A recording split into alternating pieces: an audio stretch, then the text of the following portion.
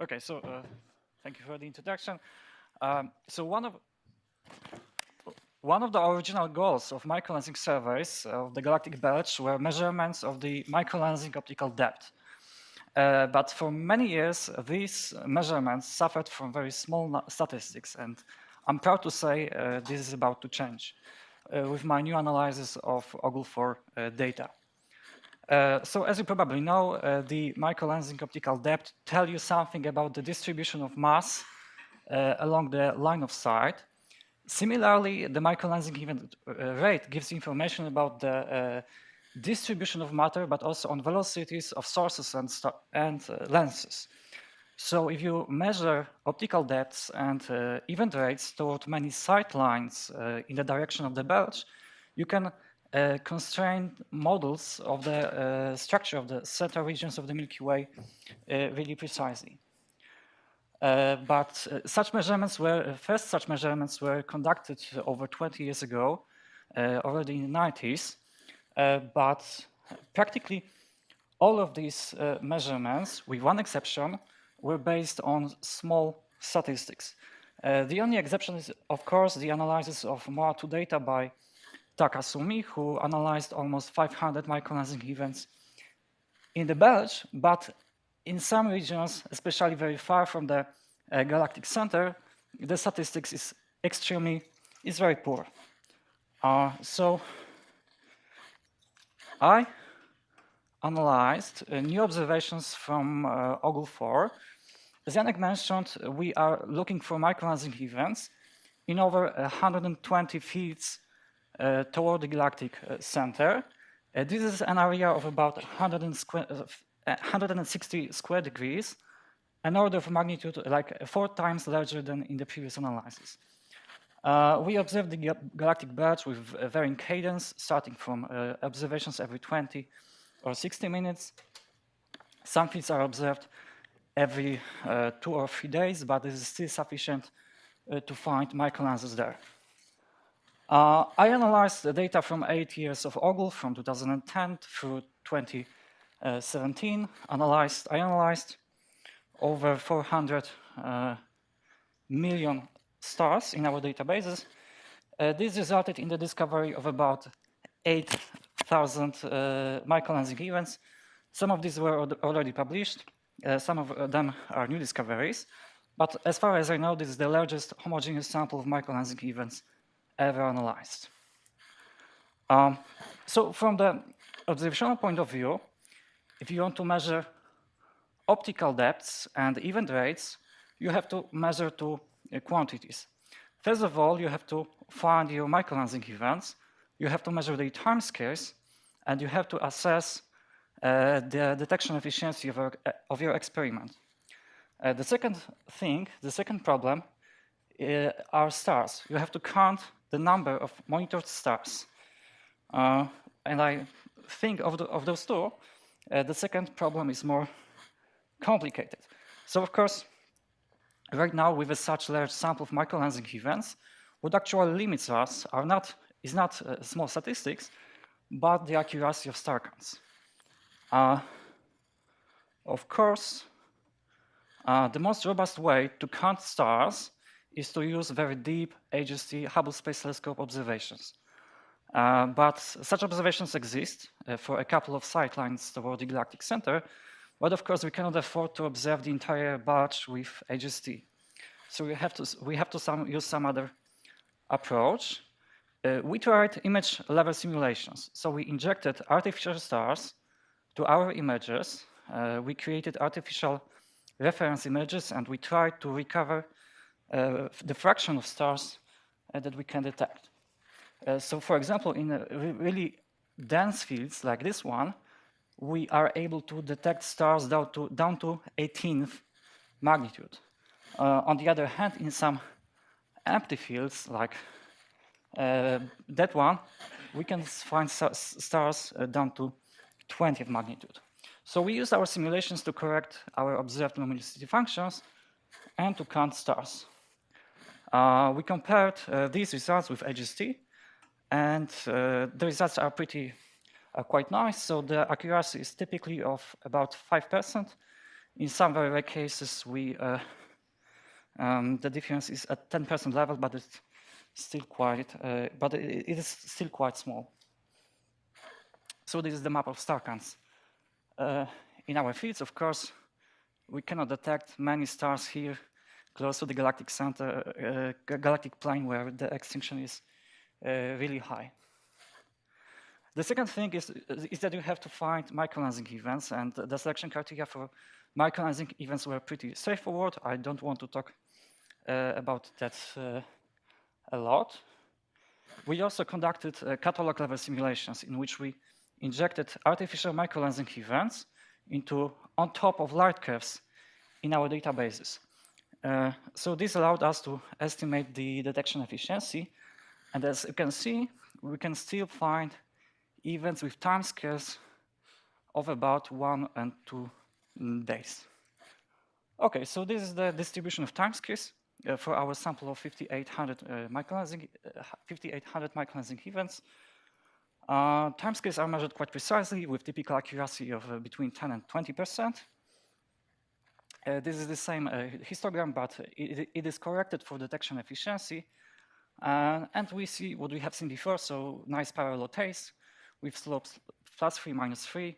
This is what you expect from theory. We do not see any excess of events here. As I said, we are still sensitive to events with timescales of about 1 and 2 days. So this is the map of mean timescales. The closer to the galactic center, the shorter timescales we observe. And this is actually consistent with what you expect from theory. This is also consistent with previous results by Łukasz Wyrzykowski. This is my favorite map, which shows the microlensing event rate in our fields, which is based on a sample of events that is a factor of 15 larger than previously.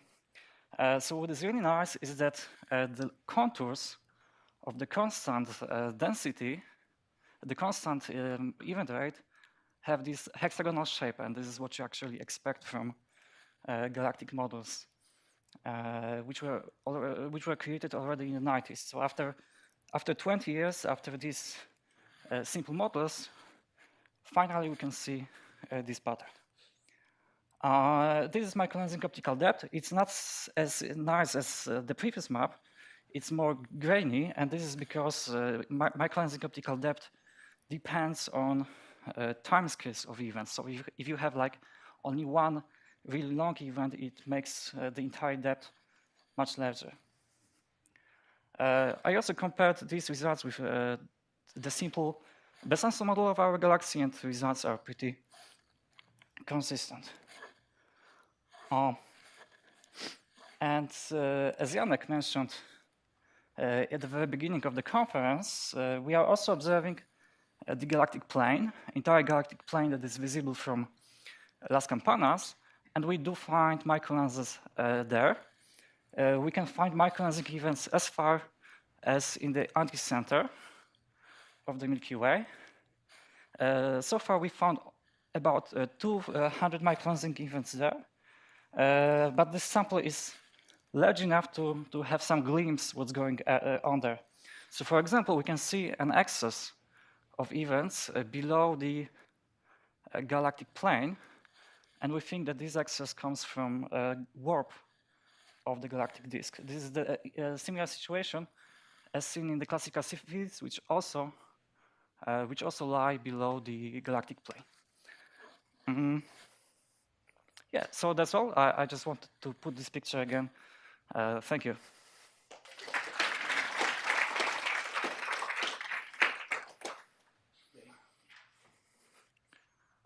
So I had a question on, for these event rate maps, what conditions do you set on the source stars? Do you have a magnitude limit? Or? Yes, I have magnitude limit of 21. Okay, and are you, your sensitivity presumably to magnitude 21 depends on crowding? Is it? So I think it's included in simulations. So as I said, we did catalog level simulations, but For the previous paper on free-floating planets, we used image-level simulations. We actually compared the results, and the efficiencies, detection efficiencies are very similar for both types of simulations. So,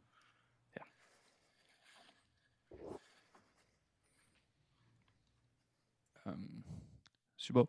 Oh, sorry, my thing turned green. Okay, so I was wondering for your galactic plane microlensing events, given that the cadence isn't as high as it is in the bulge, did you have a figure for the distribution of the time scale of those events? Yes, I have, but I can show you. I can show it to you later. I don't have it in the talk.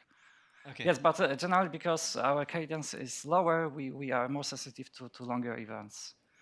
But on the other hand, galactic models predict that the timescales of events in the galactic plane are longer, and this is because you are observing this cleansing, so they should be longer.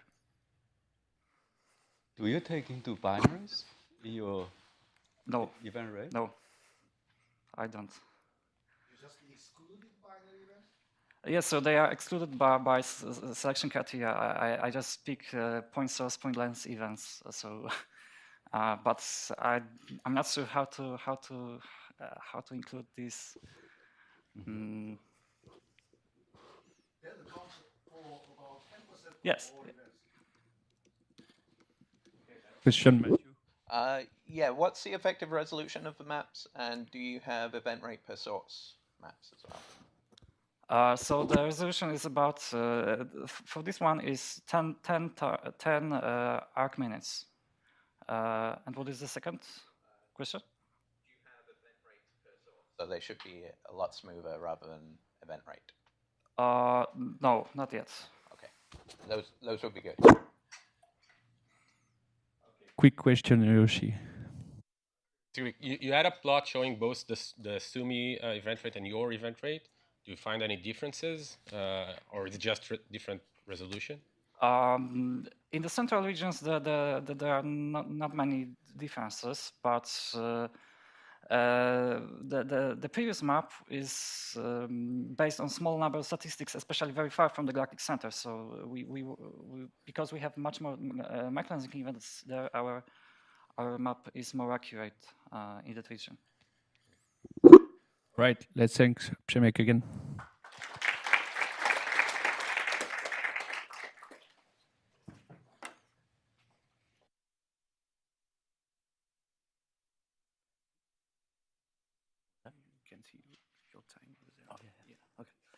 So next speaker will be Samson Johnson from Ohio State University about the microlensing W-first survey and prediction about.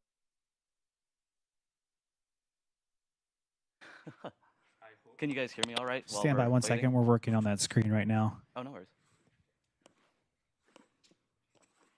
Awesome. Yeah, so my name is Samson Johnson. I'm a graduate student at The Ohio State University, and I've been working with Matthew Penny on the simulations he wrote to design the microlensing survey for W-first. And sort of the first thing I've been doing with that is estimating W-first's ability to, or what W-first can tell us about free-floating planets. For those of you, well, no, as we already know what W-first is, it's an infrared space telescope that's going to be launched mid to late 2020s. But just for the science case of W-first here, if we look at the mass of exoplanets versus their semi-major axes, we can see the black points are those essentially detected from the ground, and red is the contribution from Kepler. From this, we are starting to get a much clearer picture of what the inner portions of stellar systems looks like.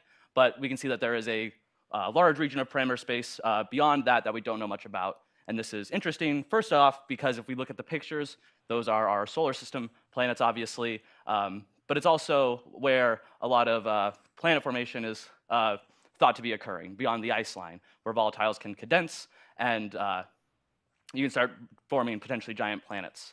Planet formation might also be a very dynamically violent process, in that planets migrate and also could be ejected, and this could be a possible source of free-floating planets. Now, microlensing is probably the best way to detect planets in this region, and also isolated low-mass lenses, such as free-floating planets, and that's exactly what W-first is going to do. So here, in this plot from Penny et al. 2018, the blue points represent a simulated yield of planets that W-first would be able to detect. And as you can see, it complements Kepler extremely nicely, and that it's a comparable number of planets in a much different, with much larger semi-major axes. So this, the picture that we gain from getting both would be to start getting a full characterization of what stellar systems look like. Now, WFIRST is going to be able to find these planets because of how the survey is designed. The main points I want to get across of the current survey design is that it's got a fairly, it has a wide field of view, about that 100 times that of Hubble, with similar resolution, and it'll have about a 2 square degree survey footprint in total that's going to sit just towards the galactic bulge and just below it, where we're balancing extinction, event rate, and all those things. There'll be 6 72-day seasons, which will be clustered at the beginning and end of the mission lifetime, so separated about 4 or 5 years, which will help with measurements of lens source separations with that long baseline. One of the most important parts is the cadence, which we sort of talked about earlier, but it's 15 minutes in a 1 to 2 micron bandpass. This very high cadence will allow us to characterize short timescale perturbations as well as short timescale events. And there also will have some potential for measuring colors in a much higher, in a lower cadence sort of Z band, but that's still being figured out. In total, there will be greater than 30 or 20,000 microlensing events detected by WFIRST, yielding about 1,400 planets. But this is the current survey design, and it was a product of the simulations that Matthew Penny details in his 2018 paper that was recently accepted. And the simulations are called goals. And so sort of to give an update on those, there's just the quick update on those that's, as I said, much detailed, much better in the paper, is that the source count rates are being normalized. And the source count rates and the event rates per source are as up to date as possible. We should be integrating things from like the OGLE. That would be interesting, what we just saw. But another major point is that WFIRST is now going to be orbiting L2 rather than a geosynchronous orbit, which could enable measurements of parallax, or microlens parallaxes. Another thing that occurred between the last survey design iteration and the most recent one is that there's now more realistic slew times, slew and settle times for repointing the telescope. These effectively doubled and reduced our fields from 10 to 7, but in the future there is a possibility for newer reaction wheels that could decrease those slew times again, and we can try and account for those by using the simulations and optimizing it into the future. Yeah, so all that said, WFIRST is going to be able to give us a much clearer picture of exoplanet demographics in the far reaches of stellar systems and beyond. So sort of transitioning now into the free-floating planet work that I've been doing. Just as motivation, this is a video from Sean Raymond et al. In 2012, where we have a number of small bodies in the inner and outer portions of this system, and then 3 large bodies.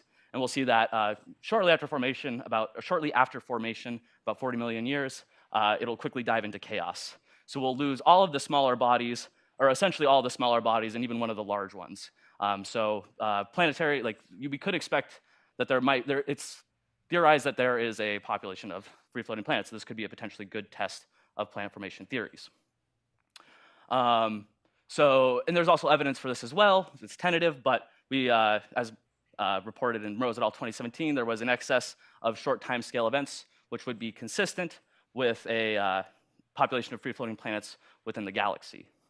Now, if we look at one of the recent candidates, or also, there's another question about differentiating widely bound planets from those that are truly free-floating. So if you have an extremely, far outside the Einstein ring of the host, you may not see any signal from the host mass in the microlensing event. So it could be some confusion there, but there are ways around that we can talk about later, that we've been thinking about.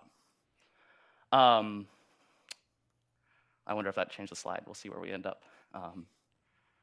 Yeah, okay, so if we compare, so we've seen this plot a few times now of a recent free-floating planet candidate that showed strong finite source effects and a very long, a few-day time scale. That's on the left, and then on the right is a simulated WFIRST free-floating planet candidate on the same baseline of about 10 days. And the source and the events are different magnitudes, but we can see the difference in a second. Or is it? Oh, it's not over there. We'll see that the event timescale that we're able to detect is actually much shorter. It's going to be about 0.2 of a day. So it can W1st is going to get down to much shorter timescales and be able to. Stand by 1 second. We're working yeah. on the image. I can just. Should I just hold on, or yeah, I'll just hold.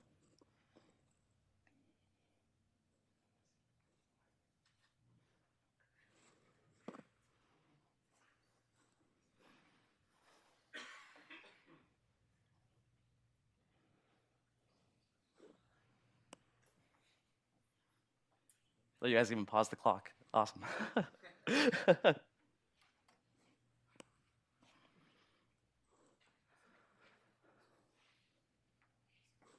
All right. So yeah, if we just to get back, so we're looking at an actual candidate versus real simulate or real fake data. On the left, there should be comparable masses. This one was consistent with a few Earth mass lens, and same with this on the right.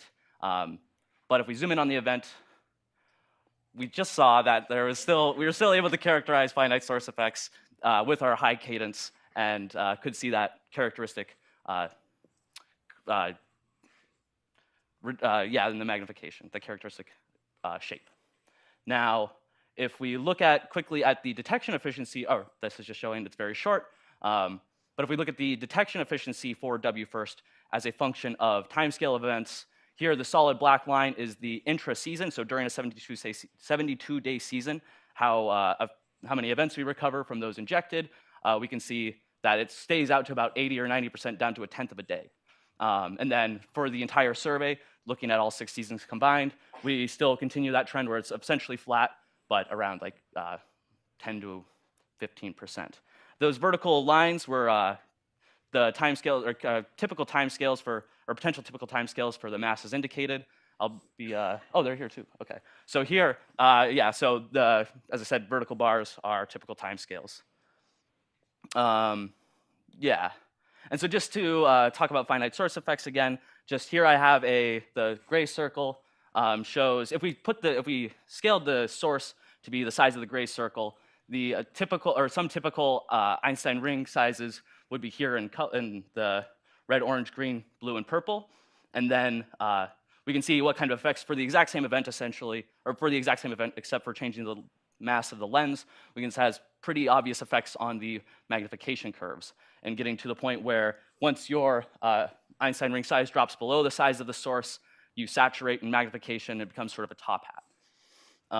And so here, once again, rho star is just the normalized size of the source to that of the Einstein ring, and that happens when a rho star is getting around 1. And so sort of a benchmark that we can look at here in this cumulative distribution is that when you divide rho star by the impact parameter u naught, around 1, then we'll get some occultation of the source and potentially start seeing finite source effects. So I'm going to put this rough boundary here of what we'll say is finite source effects.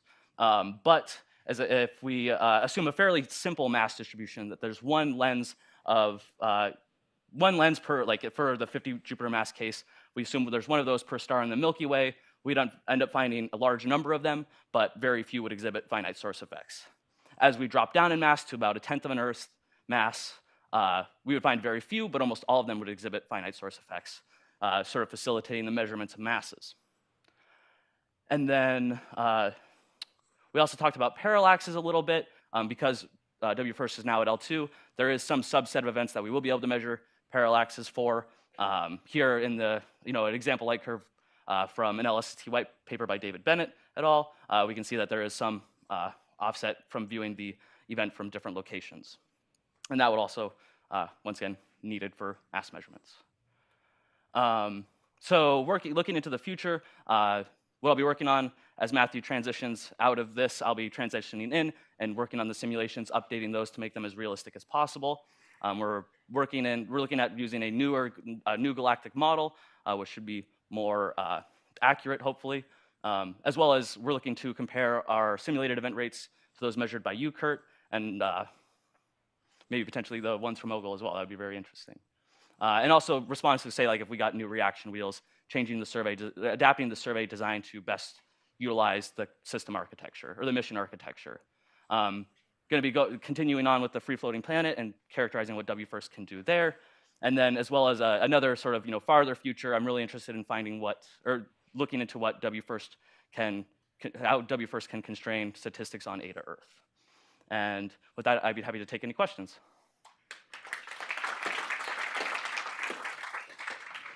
Question for Samson. Yeah.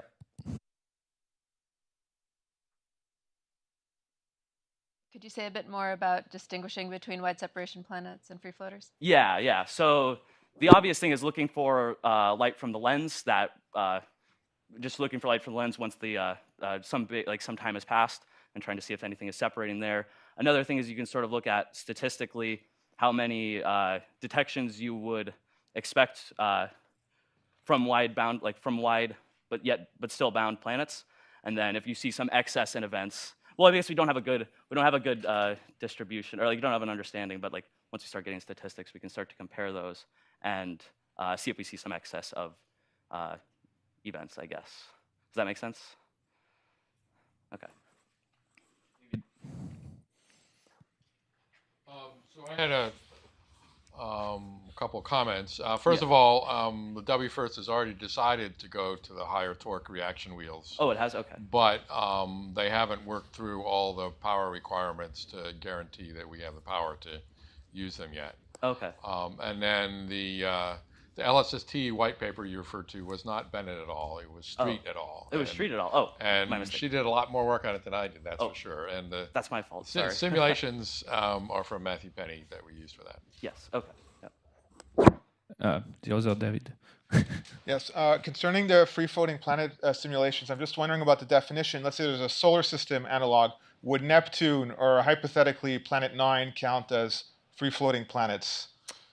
That's the distinguishing between those that are bound and then those that are like actually isolated planets. I guess trying to tease out whether they are bound or not is still up in the air. Is that what you're asking, or what do you mean? Yeah. Okay, Because gotcha. I think at some point the planet's so far away that you only see one lens potentially, but I'm not quite sure how far away that typically is. I mean, so you're most sensitive around Einstein ring. So getting beyond let's say 10 to 15 AU, that's when you really start dropping off in sensitivity, I would think. But that's just something like that. Yeah. Okay. Quick question, Andy. Yeah.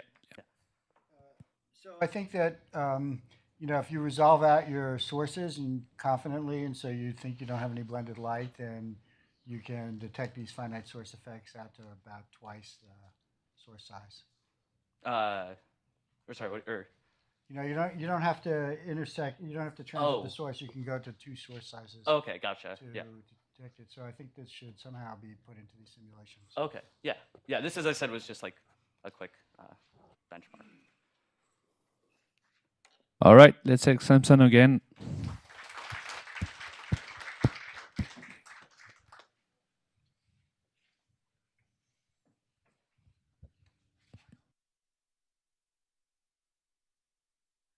Next speaker is Rachel Atkinson from IPAC, and she's going to speak about the community data product of WFIRST at IPAC.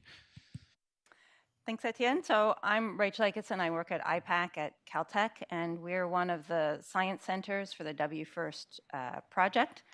And so I want to give you a little overview of how the data processing is going to work for WFIRST and describe the data products, and then point out a couple of the challenges as I see it from our end, not as the science team, but as the science center. Okay, so first off, WFIRST is a very distributed project. And like all NASA projects, has a plethora of acronyms. And so I will try to define them, but if I get a little too NASA speak, feel free to stop me and ask for clarification. So as far as the microlensing is concerned, there's actually three important groups in getting the data processed. The first is the SOC, the Science Operations Center, which is at Space Telescope Science Institute.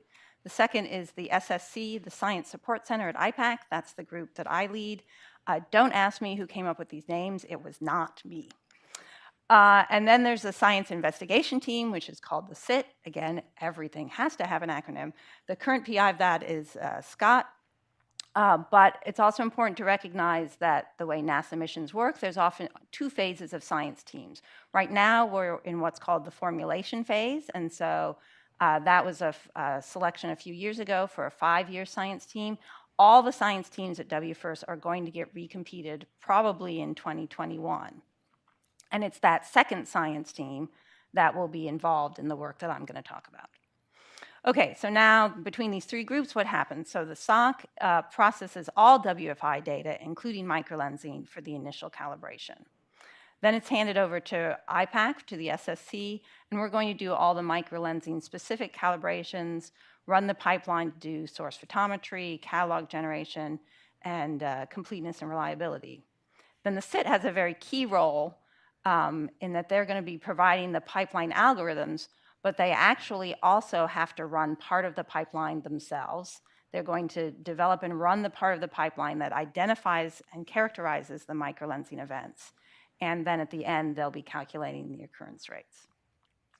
And so this is a little flow chart attempting at a very high level to sort of what I've just said. So the SIT's currently working on a much more detailed version of this that goes in the details of these different boxes. So don't get too hung up on the exact contents of these, but this sort of shows the flow and also a little bit of the complication in that by having so many groups involved, that does add some challenge to it. So in purple on the left here, we have Space Telescope. They're going to run all the microlensing through the same WFI pipeline that all WFI data gets done through. But at IPAC, we're going to take the data out at the level of the calibrated exposure, so no time averaging, obviously. And that's when the microlensing specific pipeline starts. So there'll be extracted photometry, catalog generation, and we're going to automatically generate a catalog of all variable sources. But again, to actually identify the microlensing events, that gets passed along to the SIT. That information gets passed back to us. We do some more products, and then the pipeline completeness and reliability. And then finally, at the bottom, one of the big goals of WFIRST microlensing is these planet occurrence rates. Where is it getting passed back to you in this chart? In this chart, it's the catalogs and the microlensing events actually have to get passed back to us so we can run things on completeness and reliability.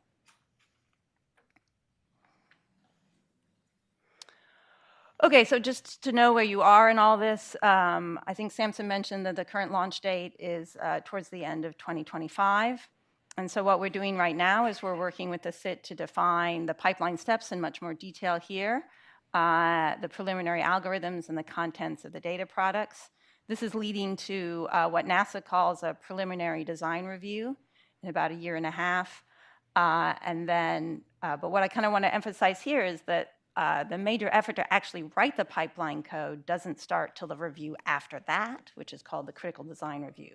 So this is important, I think, for this venue because, as you'll see, I'll raise some questions at the end about where I think the challenges are. We do still have time to identify ways to address these challenges. I do not have a staff of 10 developers sitting in Pasadena right now waiting for answers to start writing code. And so hopefully some of the stuff that's going to come out in the hack session can be fed into things that we can take advantage of. Okay, so I don't think I need to go through this because Samson covered this very well. So let me actually spend a few minutes talking about the data products. So I think these are things that you'll expect, like the calibrated images. There'll be a source catalog for all sources in the survey field and photometry for all of those. Things like position and Scott's favorite skew and kurtosis, or what is it you always call them? Moments. The moment curves.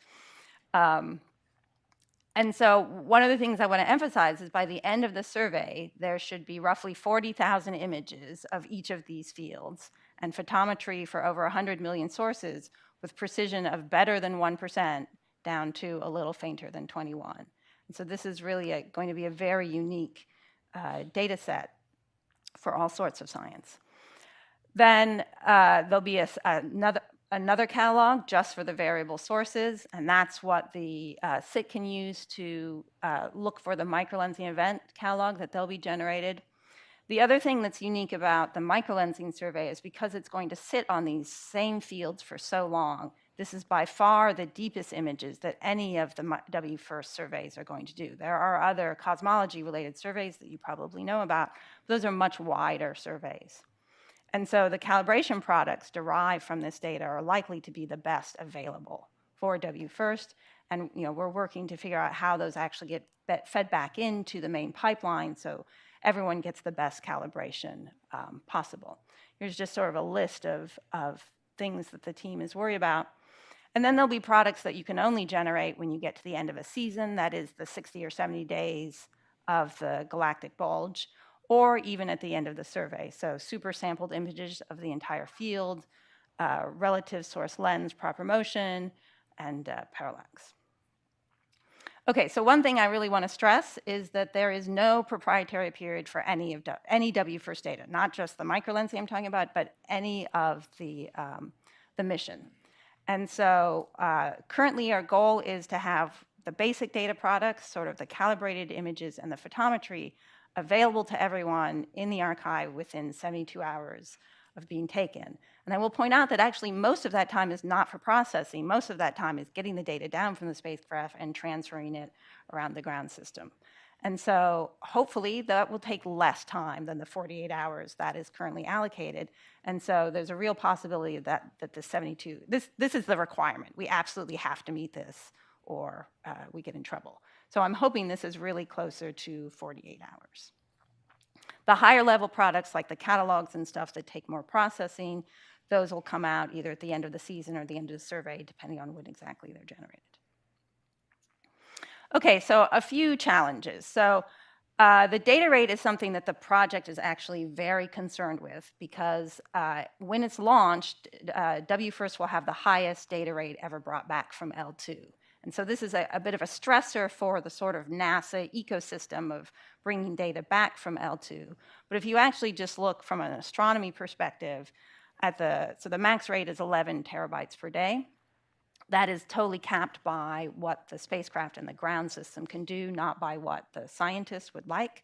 So it could go up if they find a way to bring more data back.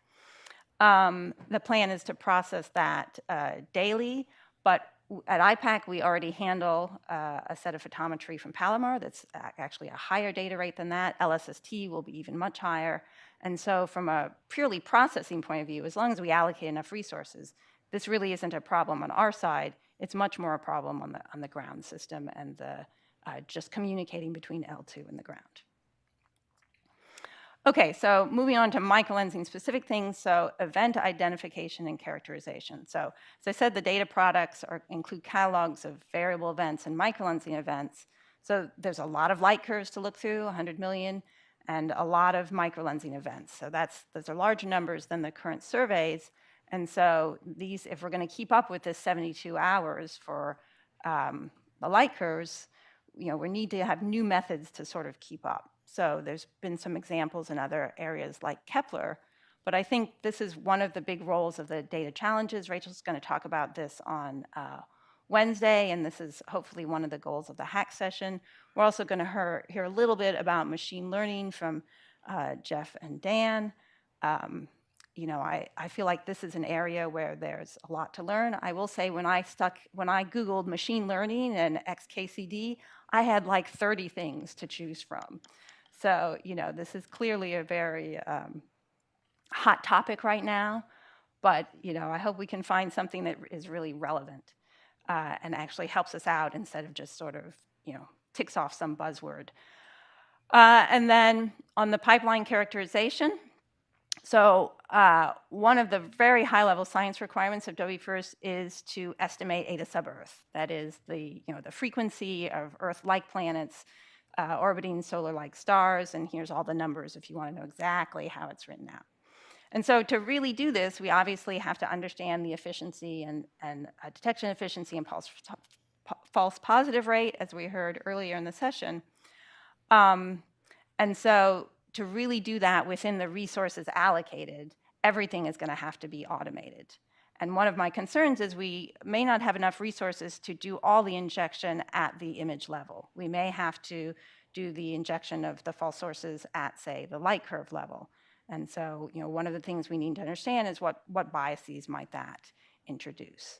Do we do a limited number of testing at the image level? Okay, and then finally, we're going to hear a few talks here about other science that this survey will enable. But the way the resources are currently allocated, there'll be the data products released to everyone that I listed, but the microlensing pipeline can only focus on microlensing.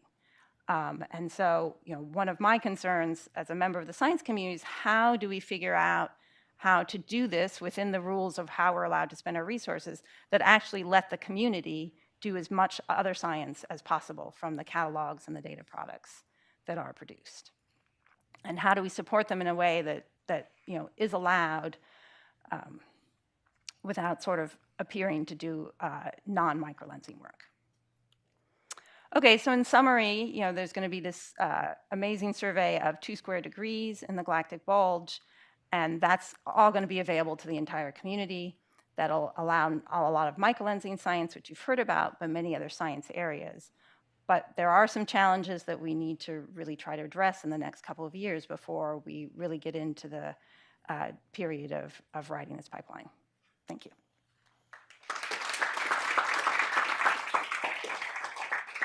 Question for Rachel. Michael? Hi, Rachel. For the microlensing survey, is there a subpixel dithering strategy? Scott, who is in charge of that right now? Or do you want to take that one?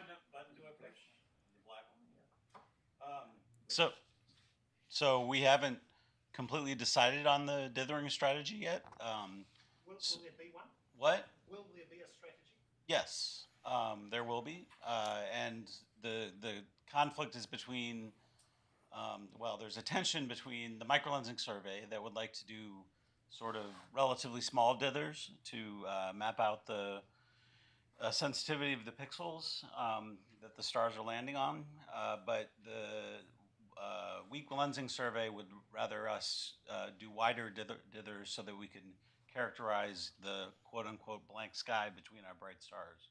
So likely we're going to do some hybrid dithering strategy where some fraction of our dithers are small and then some fraction are larger than that.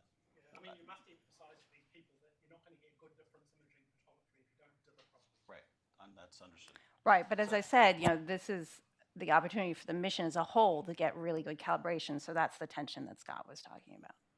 And just to add, there's a pointing repeatability issue in the dithering as well. So if you want to go back to an exact point in a pixel, that will cost you in terms of overheads. Yeah, so I would better not to. Right. So I would. In some sense, we have to dither because it would take us so long to settle to the point where it's not like Kepler where we're pointing to a fraction of a pixel forever, right? So. So there's going to be a dither whether we like it or not. The question is, how big is that dither going to be? Okay, quick question, Andy. So among all that data that's being downloaded, by far the most interesting is existing microlensing events, which is only 1 gigabyte a day to get patches. So is it possible to get those down faster? In our current design of the ground system, no. That might be something that could, so I will say one of the things that was mentioned earlier is that some of the international partners are looking at contributing ground stations, and that would bring some of those timescales down. It's just a matter of organizing. Yeah, so it's part of it is how much they're willing to redo the software on the spacecraft to do that. But the other factor stretching out that 72 hours is how much ground station contact time they have and what are the gaps between the ground stations. And so there's also the chance that all the data could come down more quickly if the international partner ground stations all get finalized. All right, thanks, Rachel, again. And our next speaker is Somaya Kashpshak and she's gonna speak about a simple approach for modeling for W1st.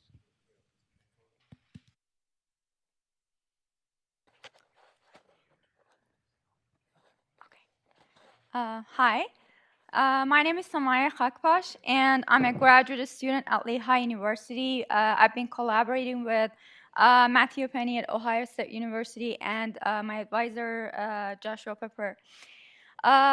We have been working on this project to create a method that can, a fast method that can give us an estimation of planetary parameters of a large set of planetary microlensing light curves.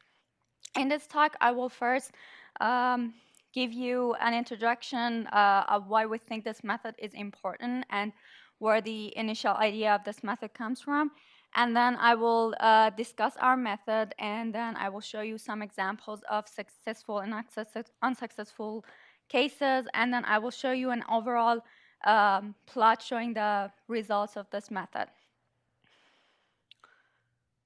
Okay, so what we know is that the current methods to analyze each planetary microlensing light curve is challenging and time-consuming. For one reason, it's because the features in the light curves are not directly connected to the physical features of the event, and also there are higher-order effects and degeneracies that make this problem more complicated. In the era of large surveys, we think that the fast technique to find an estimation of the planetary parameters that can work on like a larger set of light curves would be necessary. So the idea was first suggested by Godin Good 1997 paper that suggests that we can look at the features in the light curve and we can parameterize the features, and from those we can find the planetary parameters S and Q. In this method, what we do is that we feed a single lens model plus a Gaussian curve to thousands of WFIRST simulated microlensing light curves. And from those, we get the 6 parameters, 3 of them describing the primary events and 3 of them describing the planetary event. And from these parameters, we, using the first order equations, we find the planetary parameters S and Q. And then we compare them with the true parameters of the system that we already have from the simulations.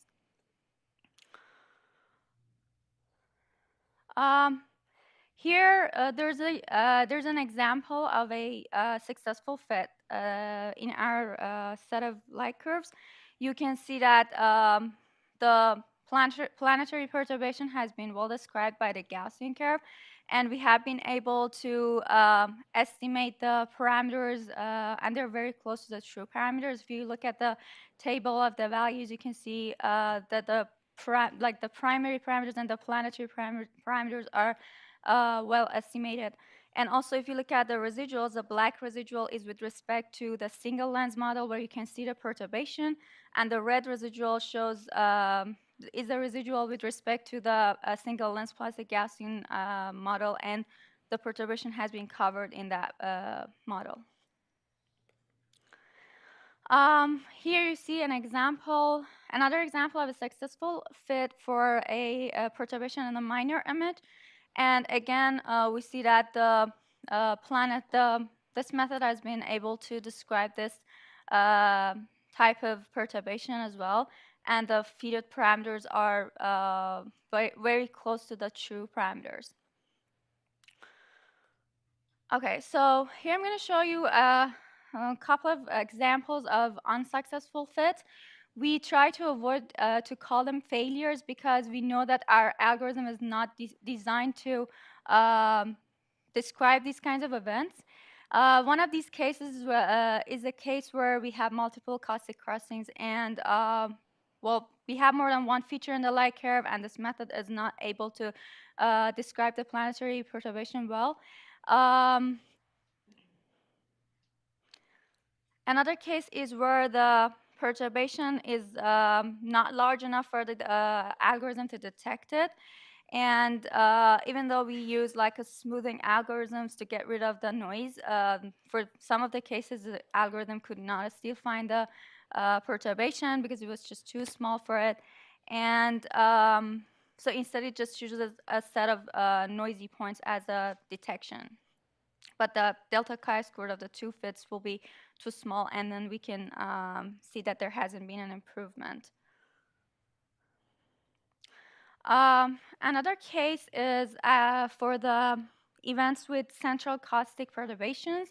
we already knew that this algorithm will not work well for these kinds of events, because for this method, we're assuming that the projected separation S is between the primary lens and the planetary caustic, and therefore, for these kinds of events, the algorithm thinks that the planetary caustic is very close to the primary lens, and then assumes that the projected separation is very close to 1. So here is an overall plot for the parameters mass ratio and projected separation in units of log space. On the right-hand side, you can see the plot of the fitted projected separation versus the true projected separation. What we can see is that for most of the events, we can estimate the projected separation very well with a very low scatter. There are 2 features seen in this plot, and so one of them is a set of light curves that have estimated projected separations close to 1. That we have tried to eliminate them from this plot, and those are the central caustic perturbations that we didn't expect to get good results for them. And there's also another feature in this plot, which is the y equals minus x line here, that for these cases, the results are not wrong. It's just that the algorithm wasn't able to detect if these cases are like minor image perturbations or major image perturbations. So we assumed for these cases, we assumed that with another set of like simple analysis, we can just fix that. So we manually fix this for this plot to see how that improves the scatter in the plot, and I will show the modification on the next slide. On the left-hand side, you can see the same plot for the mass ratios. You can see that, well, it's not as well as the projected separation, but we can see that we can estimate the mass ratio within 1 order of magnitude for most of the cases. And if you look at the black bars, those are the mean medians of the results, and it shows like the trend of the results here, and we can say that we have better results for the intermediate mass ratios. And this is the projected separation plot with the modification for the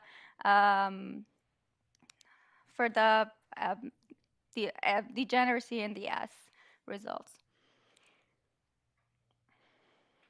Another thing that we had anticipated from the beginning was that we were thinking that we will probably get better results for the systems with lower mass ratios. So we have plotted the projected separation plots for the different ranges of mass ratios, and we can see that for much lower mass ratio systems, we have much better results for estimating the projected separation. And as we go to the larger mass ratios, we get a larger value for the scatter.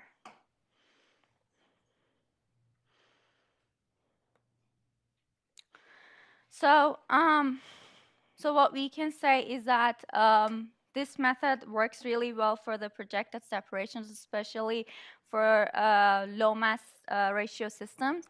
And we can estimate the mass ratios of these systems within 1 order of magnitude for most of the events, and even better for systems with intermediate mass ratios. We believe that when there's like a large set of light curves, we can use this method to get an estimations of the parameters and the events, and choose the events that we want to first do a fuller analysis on them. And we also think that the results of this algorithm can be used as initial guess parameters for later full analysis of each system. And we also have this idea that the results of this algorithm might be useful to feed into machine learning algorithms and for classifying the microlensing events.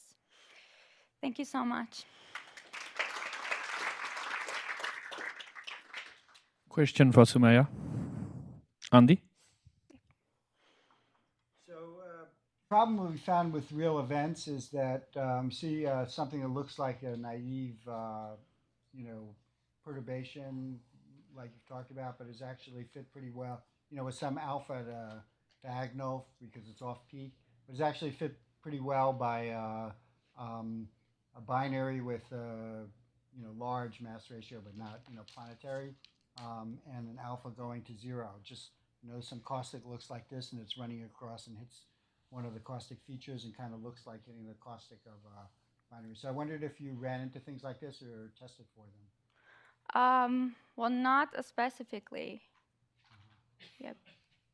So did you try, universal fitting for some of the things that you detected, and you said you did correctly and that they possibly fit completely other geometries? Yes, that's what we did. You never found this? Okay. Jennifer?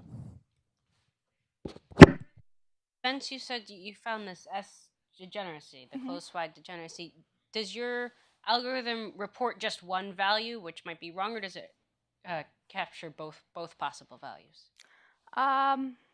So it can capture both possible values, but the our initial setup was just that it reports 2 values. But what it does is actually checks both a minor image perturbation possibility and a major image possibility. Yoshi? Did you try to use it just as an anomaly detector, just to see what's the fraction of anomalies that you detected, even if you didn't get the correct parameters? And the second question, did you try another basis function, not just a Gaussian on top of a point source event, but something that can mimic two caustic crossing or something like that? Yeah, so for the first question, no, we didn't use this as an anomaly detection. All of our light curves were planetary microlensing light curves. So we already knew that there are events there.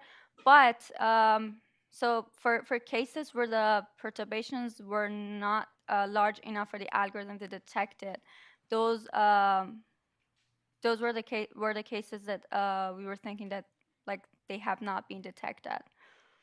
And for the second question,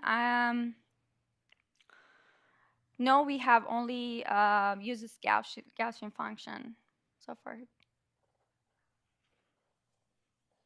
Another quick question. Django? Comment, okay? Your analytic expression, very simple expression, works only for the case, the source trajectory passes through the planetary caustic. Yes. And among the events, nearly 70 to 80% of planetary events detected are caused by central caustic or resonant caustic. Yes, that's right. It means nearly more than half of majority of events does not follow your analytic expression. Yeah, this will not work for the central caustic perturbations. What I'm saying is a majority of them. That's now though. Yeah. W first will have. Right. So W first will have many more events that are planetary caustic events because it's continuous and has much better photometric sensitivity. So. But you're right in general. All right, let's say Somaya again.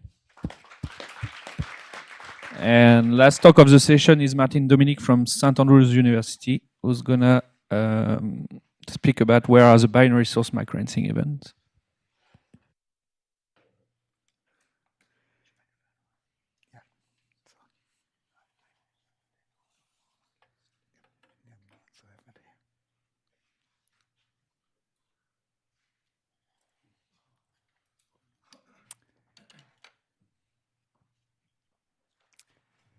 Now, acknowledging that almost all stars are in binary systems, Schudemann and Botan-Paczynski concluded in 1991 that about 10% of all lensing episodes of the galactic bulge stars will strongly display the binary nature of the lens. And moreover, this could lead to the discovery of extrasolar planetary systems. Rather obviously, not only the lens object causing a gravitational microlensing event can be a binary, but one could also observe a binary source. This was raised and discussed in 1992 by Kim Grease and Wayne Hu, providing a classification of binary source microlensing events, estimating their statistical occurrence and the detectability of their binary nature. Broadly speaking, they're events that are dominated by the gravitational brightening of one source star only, leading to single-peaked and almost symmetric events, and on the other hand, such events that are significantly affected by both stars, some of which lead to two peaks or substantial asymmetries that could be clearly distinguished from microlensing of a single source star. In rare cases, one could see characteristic wiggles because of the orbital motion of the binary, but this is unlikely to happen, given that both the angular separation would need to be similar to the angular Einstein radius and the orbital period would need to be similar to the event timescale. In total, Grease and Hu estimated a number of identifiable binary source events comparable to that of binary lens events. However, by 1997, there were 6 reported identifications of binary lens microlensing events in the reviewed literature, but not a single binary source event. This got me posing the question, where are the binary source galactic microlensing events? A key issue is how characteristically identifiable they are. Grease and Hu compared them with an isolated single source star and a single lens object. But if only one of the stars is substantially magnified, the other star contributes a close to constant amount of light, and the binary source light curve is hardly distinguishable from that arising for any other type of blending. That means there should be fewer distinctive binary source events. It's also worth thinking about how much of the blending identified in microlensing event is due to source binarity rather than just crowding. In fact, the binary source magnification is just the sum of the point source magnifications of the individual source stars weighted by the respective luminosities, which means that in particular, one source does not affect the gravitational lensing of the other. In sharp contrast, for binary lens, each of the components affects the lensing near the other, leading in particular to a local tidal field affecting caustics, so that lens binarity leads to stronger and more characteristic distortions of microlensing light curves. Consequently, there's no symmetry with respect to lens and source binarity, as one would be tempted to think at first sight. Well, the reviewer wasn't entirely happy with my little paper, which I actually wrote in a single day, and argued that I should come up with more quantitative results based on elaborate simulations. However, I did not want to dilute a very simple and insightful result with huge amounts of data and lots of details. The outcome of this was that the editor accepted my argument. The paper actually made it into Virginia Trimble's annual review of astronomy and astrophysics, while the reviewer, who was our friend and most respected colleague Chung-Ho Han, carried out the simulation he was interested in himself and published it as a follow-up. In fact, I was quite happy to see respectful scientific debate coming through the reviewed literature, and I think that such isn't practice enough. So Han and Zhong clearly argued the case that there are to be detectable double-peak binary source events at substantial numbers. Oddly, an early claim of a binary source microlensing event shows the characteristic wiggles of its periodic orbit, which it shows very rarely. So, do we fail to find the common types because those are hard to distinguish from other possible interpretations? Now, both lens binaries and source binaries can produce smooth double-peaked events. And one gets into difficult statistical territory, arguing the case for one of the competing interpretations. Specifically for well-localized planetary propagations, Scott Gowdy discussed alternative, best-fitting binary source interpretations, typically requiring large flux ratios between 100 and 10,000, which are, however, distinguishable with high cadence, high precision photometry.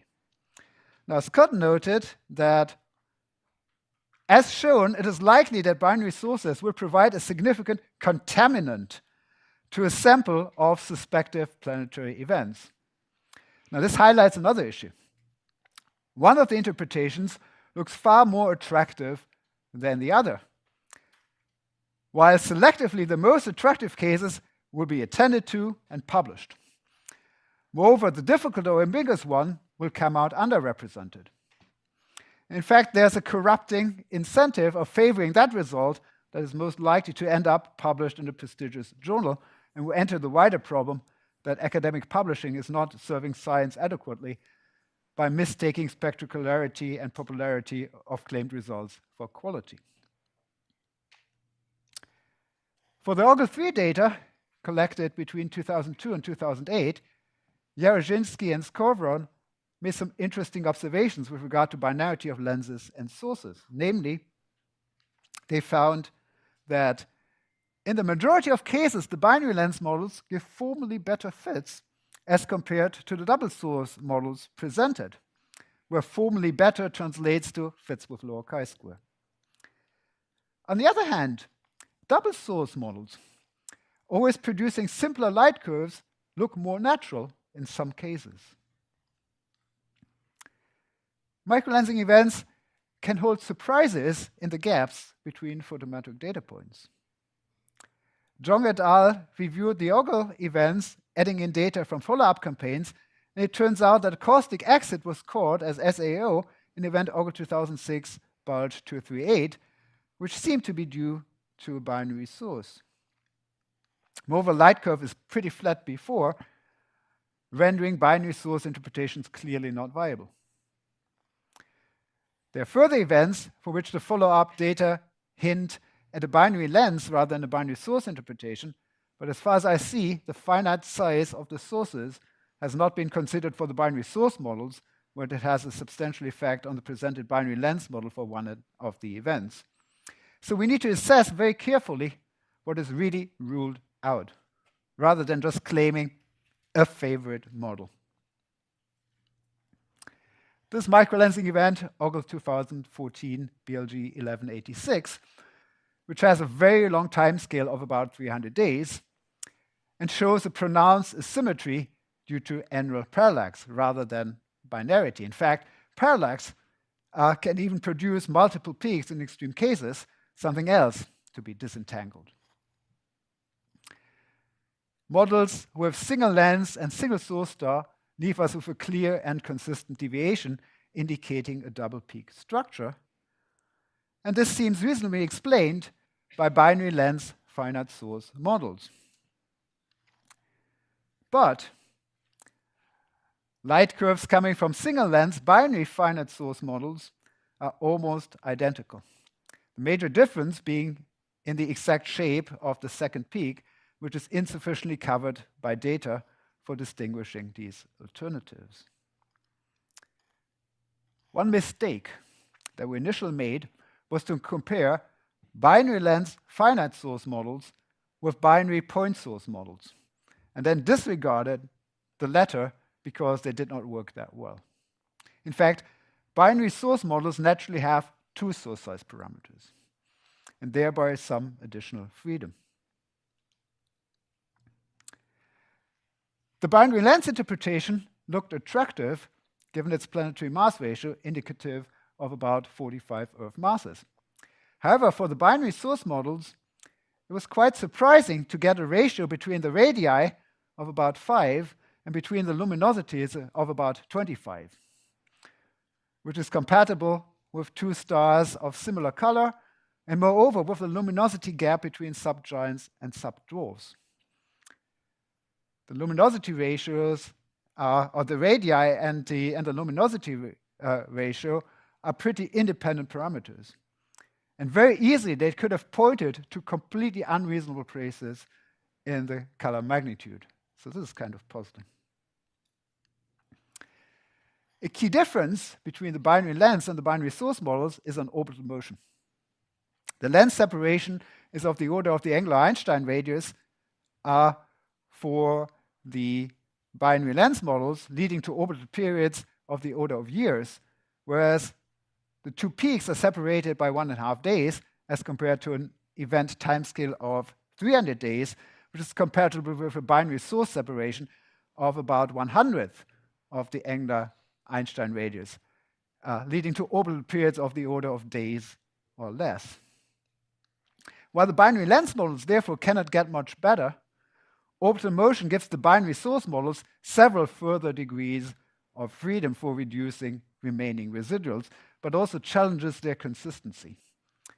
However, orbital periods could be substantially larger than the estimated minimum, given that we only took a current snapshot of the separation and do not know the radial component. In fact, the source might be even a partially eclipsing binary, but does not have to be. It might be more promisingly identifiable as spectroscopic binary, given the potentially large, relatively large velocities for the close orbit. Event Augur 2016, Bulge 723, also looked like evolving a planet orbiting the source star, orbiting the planet orbiting the lens star, but it shows again how details really matter. In fact, comparing the binary lens and binary source models, there's little difference for the data sets from 3 out of the 5 contributing observatories. A difference in the rising part is spotted by 2, and the wiggles in the tail for the binary lens models are discarded by only 1 data set. It's actually not clear to me whether some orbital motion would remove those wiggles. Finally, I would like to add that astrometric microlensing signatures would provide a quite complementary probe into lens and source binarity. And actually, as pointed out by Chong-Ho Han, as a further follow-up on my little paper from 1998, the blend approximation for binary sources does not hold for astrometric microlensing, and the nature of the blend makes a difference. Thank you.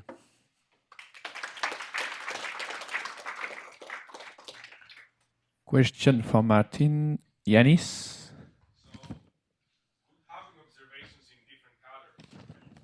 Yeah. So in this case, it's odd because you get 2 source stars that are pretty much the same color. So no, it wouldn't help. In this particular case, it would not help. Yeah. So yes, in general, of course, it can give you a further constraint. In this case, we're completely unlucky. We're unlucky in the sense that there's a way to distinguish between these 2 things if you're able to observe something else. But the absence wouldn't prove anything. You really have to detect something that's present rather than something that's absent. Is there any other question? Do we know anything about the multiplicity fraction of stars in the bulge? I just don't. Is it just consistent with the disk, or is there any? What's the expectation there? I guess. I don't know out of my head. Okay, no worries. I don't know. I don't know either. I haven't really thought about that. I assume it's. It's full. Yeah. Lots of them. Yeah. Thank you. Another thought is, to what extent can actually the microlensing data give us further insight, in particular for types of binaries that otherwise very difficult to resolve. I actually completely love the resolution power, in particular for binaries that astrometric microlensing has. I think it's more powerful than photometric microlensing, if I'm not entirely mistaken.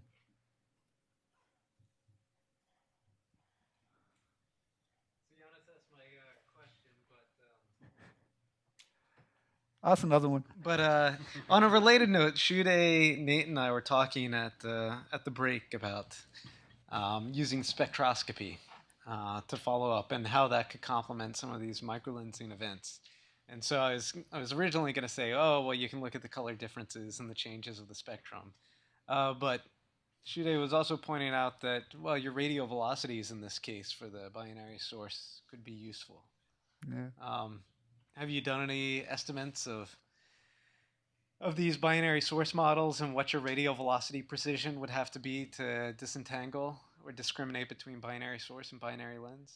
No, I haven't done detailed simulations, but I think it's something extremely worth thinking about.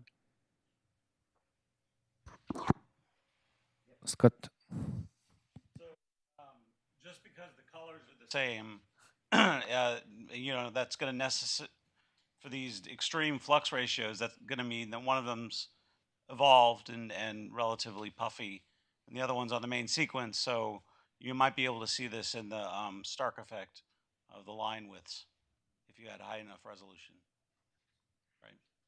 Because they're going to be different luminosity classes of the stars. All right, wait. Last question. minimum orbital period about 0.1 day. And in principle, you can incline the orbit to have larger orbital period, but that would increase the chance to have transit. If you take that into account, what would happen? I haven't worked it out.